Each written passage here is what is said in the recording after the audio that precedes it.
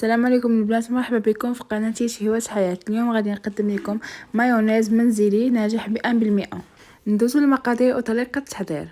عندنا بيضة، ملعقة خل كبيرة، كأس زيت، عندي الملح ورشة ديال الابزار، عندي 2 فرماجات. انا كنت متوفره على هذا الفرماج تاع الساندويتشات. تقدروا تستعملوا الفرماج المثلث ديال الدهن.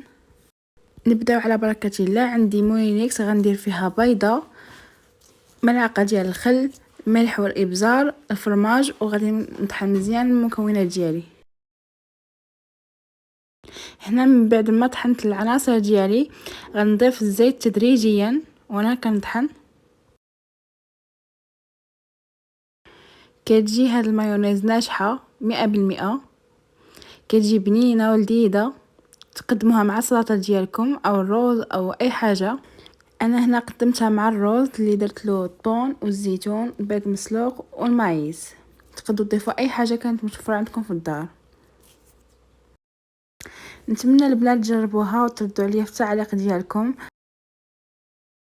هنا كيتسالى الفيديو ديال اليوم، نتمنى يعجبكم. الى اللقاء، الى فيديو اخر ان شاء الله.